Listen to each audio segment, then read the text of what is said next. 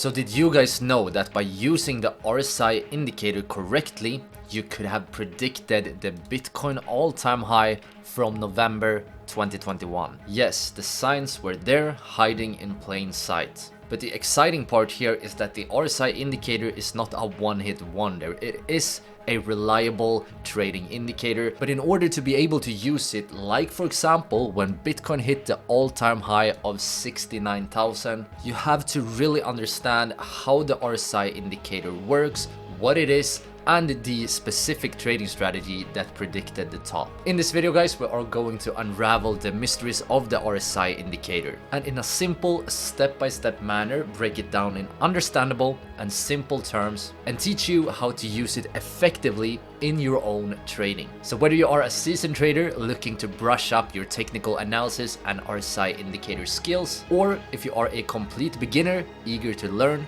you have found the right video. So guys, grab your favorite cup of coffee or tea, get comfortable, and maybe even keep a pen and paper handy, because you are about to finally learn how to use the RSI indicator correctly. So before learning about specific RSI trading strategies, which we will do at the end of this video, it's first absolutely crucial to learn the foundation, to learn about what the RSI indicator is and how the RSI indicator works. Because if you don't know the workings of the RSI indicator, you will not be able to leverage it effectively, making sense of its signals and capitalizing on its insights. The RSI isn't just a random set of numbers on your screen. It's a carefully calculated indicator that tracks market momentum and can provide valuable hints about potential market reversals. It's almost like having your own personal market detective, sifting through the noise and uncovering hidden clues about market price movements. Alright, so what is the RSI indicator? Well, the RSI indicator is a momentum indicator developed by J. Wells Wilder in 1978. And the term momentum here is very important, because the RSI is an indicator that measures momentum. And when it comes to trading and when we talk about momentum in trading, momentum, you can think of it as the speed or velocity of price movement. So for example, if you look at the price movement right here, you can see that the price moves very fast to the downside compared to the previous price movement. When we have a strong movement to the downside like this, and specifically when we have a fast movement to the downside, we say that we have a strong downwards momentum, or in other words, a strong bearish momentum. And the RSI indicator measures momentum. So when we have a strong downwards momentum, we will have very low readings on the RSI, and the opposite is true for the upside. When we have a strong momentum to the upside, as you can see, for example, right here, the price movement is moving fast towards higher prices.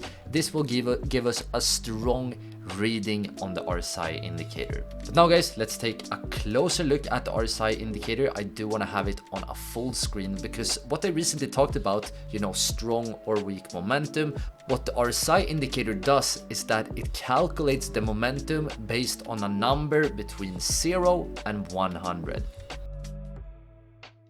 The absolute highest value the RSI indicator can reach is 100, and the absolute lowest value the RSI indicator can reach is 0. 100 is the highest possible bullish or upward momentum, and 0 is the strongest possible downwards momentum or bearish momentum. However, most of the time the RSI indicator will oscillate somewhere in between 30 and 70. You can see it's only at a few places the indicator is either above 70 or below 30. As you can see, the absolute majority of the time the RSI indicator is somewhere in between 30 to 70. If you have been watching any other RSI videos or are a bit familiar with the RSI, you might have heard the terms overbought and oversold. And in very simple terms, we usually say that something is overbought when the RSI is above 30. So these moments when the RSI indicator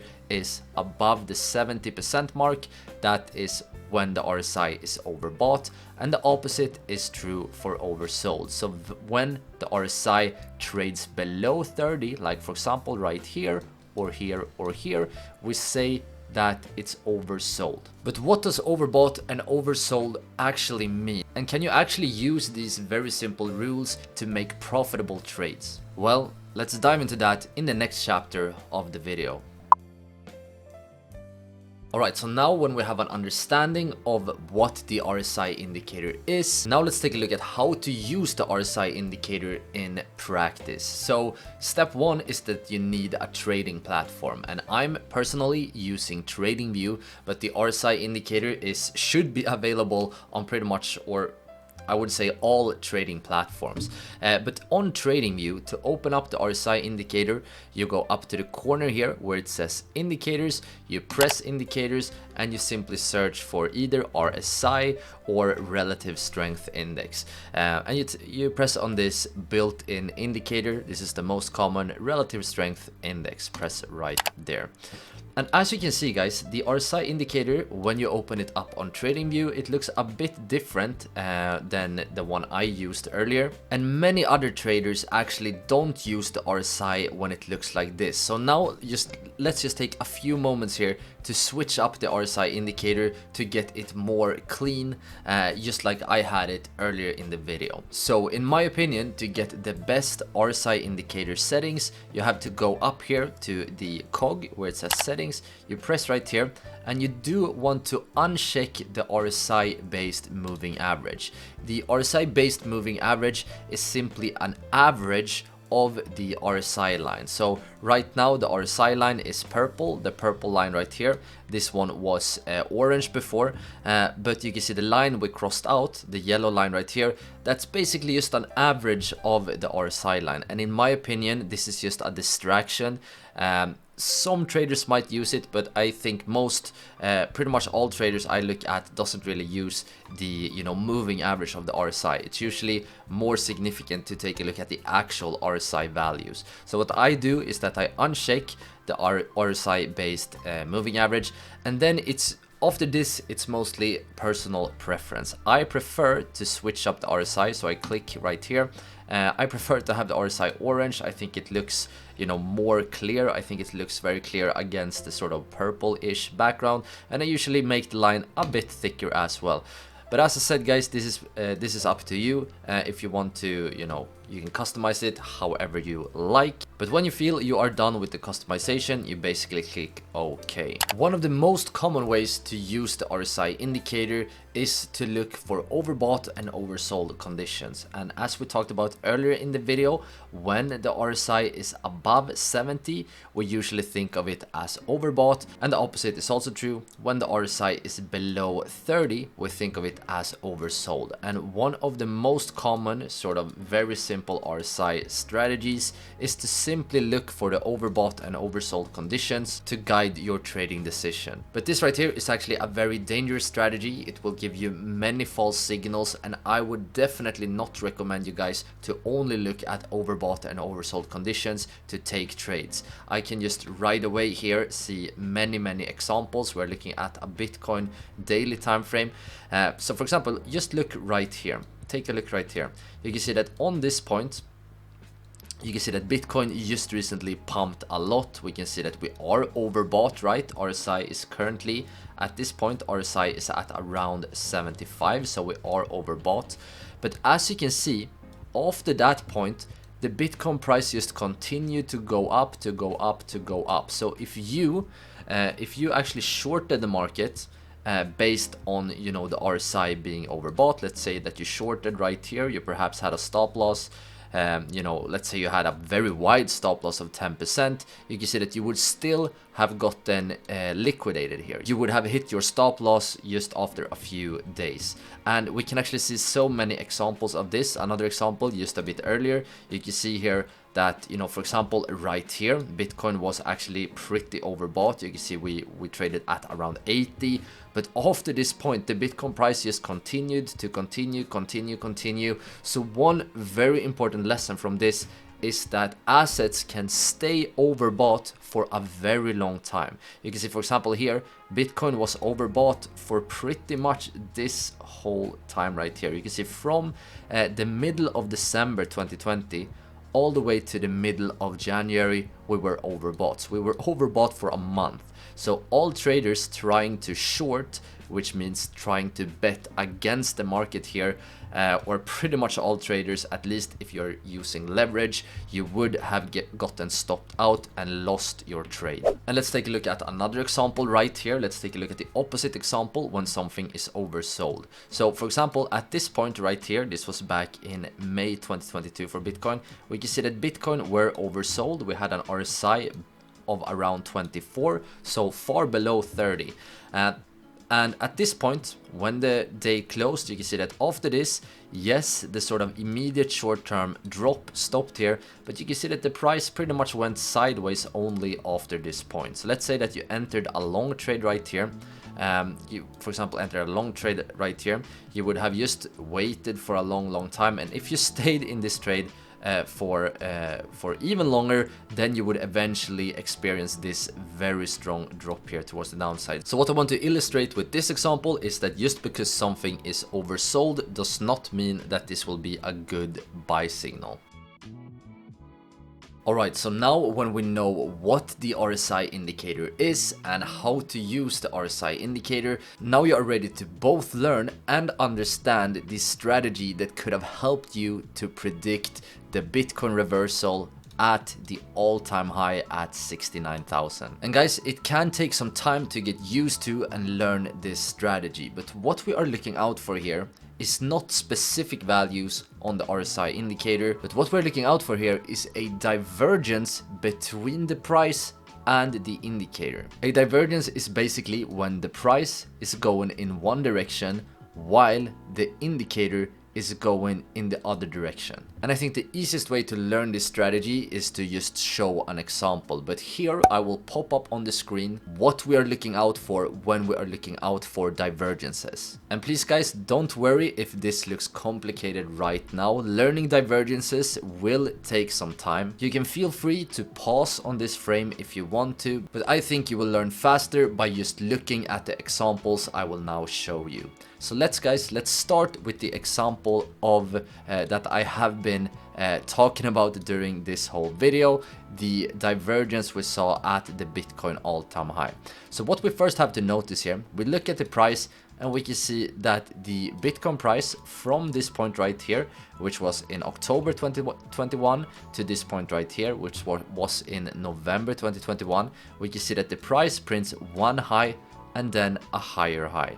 But look down here to the RSI indicator and you can see that the RSI printed one high and then a lower high. So this is very important. We are looking only at the highs right now. Always when we're using the RSI divergence strategy, you either look only at highs or you look only at lows, and this is something that can be a bit confusing in the beginning. So for example, some people confuse looking at highs with lows. Let's zoom in here on the RSI indicator. You can see this right here is a high, this right here is a high, but this right here is a low, and for example this right here is a low. So when you're looking out for divergences, you only compare highs with highs, like we for example did right here. You can see high with high, high with high, but the opposite is of course also true. So if we are comparing lows, we only compare the lows of the price with the lows of the indicators. Now guys, you may of course wonder, what does this signal mean? Well, if you studied the picture I showed you guys earlier, this is actually what we call a bearish divergence, and a bearish divergence is a bearish signal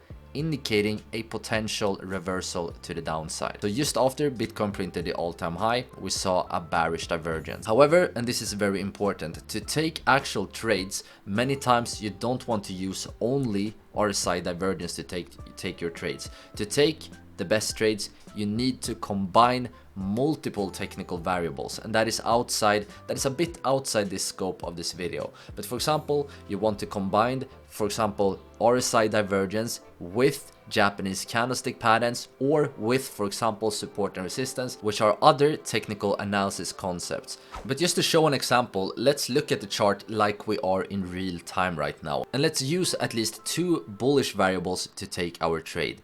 First of all, we just spotted this bearish divergence we have been talking about, higher highs on the price, lower highs on the indicators. What we also can see here is that the most recent candlestick, you can see this red candle right here, this is another bearish signal. This is what we call a bearish engulfing pattern, and I want to talk about why this one is bearish in this video. Perhaps in a future video you can let me know down in the comments if you would like to see a video on you know, Japanese candlestick patterns, but this is a bearish pattern. So here we have two bearish signals. We have a bearish Japanese candlestick, we also have the bearish divergence completed. So here, because we have two variables, we can actually argue that we can take a short trade right here, so betting against the market.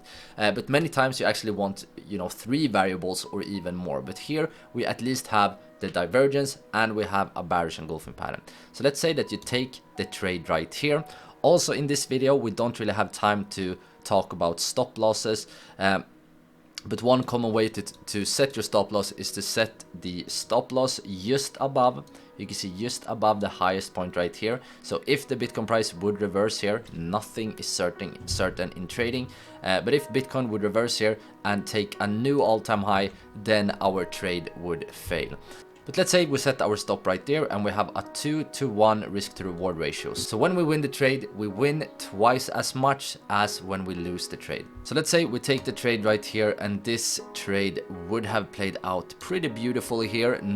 Definitely guys, not all trades are clean like this, but I wanted to show you guys a clean example to really be able to illustrate the RSI divergence. And now guys, this video is getting pretty long, but you can do this exact strategy but for the opposite. So what we just recently looked at was the bearish divergence, but we also have the bullish divergence. The bullish divergence is when the price prints lower lows, right, while the RSI prints higher lows. So after watching this video, if you guys want to, make sure to practice finding at least a few both bearish divergences and bullish divergences. If you want to, you can let me know down in the comment section below if you did your homework and found at least two bearish divergence and two bullish divergence on your own. But yeah guys, this video is coming to an end now. I really hope you did enjoy this video. If you guys have any questions about this video or any suggestions on what you want to see next on the channel, please make sure to drop a comment below. I will answer every single comment. And also guys, the trading platform, as you know, I have been using this whole video, is TradingView. So if you guys want to get started with TradingView, I will make sure to leave a special link down in both the description of the video and the top comment, which you can use to get a little bonus if you later on decide to buy a pro or premium subscription for TradingView. And yeah guys, the learning doesn't stop here. If you guys are interested in learning about another super popular tool, I recommend you guys to watch this video next about the Fibonacci tool.